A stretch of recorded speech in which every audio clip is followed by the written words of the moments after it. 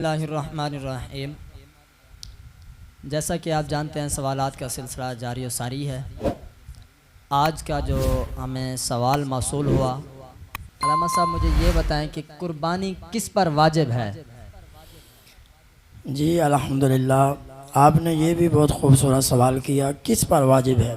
आज का जो दौर है, हमने जो देखा है, जहाँ हम रहते हैं शुजाबाद में, अल्हम्दुलिल्लाह हमने यहाँ पर जो देखा है, ये देखा जाता है, ये नहीं देखा जाता किस पर वाजिब है। ये देखा जाता है यूसुफ भाई कि इस साल मेरे अब्बू ने की थी, अगले साल बड़ा भाई करेगा, ठीक है, फिर छोटे भाई की, ऐसे वारी लगाई जाती है। चाहे घर में 10 अफराद पर भी कुर्बानी वाजिब हो तो एक बंदा करता है, जो मैंने देखा है यहाँ।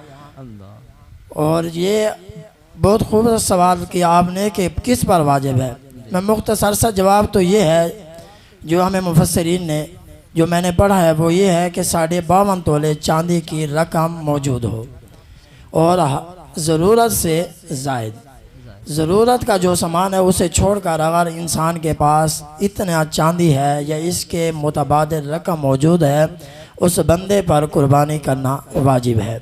और उसकी जो रकम बनती है, तकरीबन उसकी रकम जो इस दौर में मौजूदा फरमाया कि चांदी की कीमत के मुताबिक 1,40,000 बनती है। यानी कम अज़ कम अगर आज के दौर में किसी के पास भी 1,40,000 की प्रॉपर्टीज़ रकम मौजूद है, यानी कि जो उसके ज़ेर इस्तेमाल में नहीं है, तो कुर्बानी उस पर वाजिब है। कुर्बानी वाजिब है। और इसमें यह भी आपने सवाल किया, थोड़ा सा यहाँ आज़ाद कर दो। फरमाया बंदा कहता है मैंने तो पैसे उधारे लिए हैं, क्या फिर भी कुर्बानी कर सकता हूँ? हाँ, अगर उधारे लिए हैं, उसने टाइम दिया आपको, टाइम कोई नहीं लिया कि वो बंदा आज भी ले सकता है कल भी, फिर तो नहीं।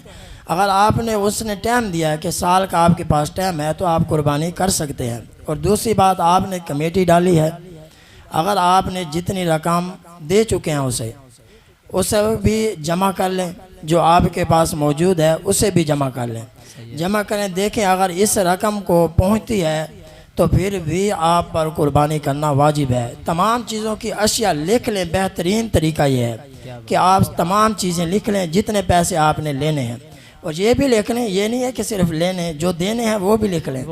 अगर करीब है वक़्त आपने देने हैं तो पहले वो देंगे। अगर उसके लिए आपके पास टाइम पड़ा है तो फिर आप पहले कुर्बानी करेंगे, फिर उसे रकम लौटाएँगे। क्या बात है, बहुत खूब। इसी में एक मैं छोटी सी अर्ज़ करना चाहूँगा कि अगर दो भाई हैं मिलकर कारोबार कर रहे हैं, यानी उनका अलहदगी नहीं है, कोई फ़र्क नहीं है, एक ही वो है, तो वो कहते हैं कि जनाबे वाला हम कुर्बानी एक ही हिस्सा रख लें। नहीं, अगर उनके पास रकम इतनी है, वो घर के 2 अफराद हैं, वो 4 अफराद हैं, अगर यानी कि जो बंदा अपनी जेब में पैसे रखना जानता है, जिसको पता है, बालिग भी है, उस पर कुर्बानी वाजिब होगी। भले उसके पास इससे ज़्यादा है, वो कारोबार किसी के साथ मिलकर कर रहा है या अलहदा कर रहा है, कुर्बानी उस पर वाजिब होगी। जी, ये जो आपने पूछा ना, यहाँ थोड़ा सा वजाहत कर दूँ, फिर आप कहेंगे किस पर वाजिब है।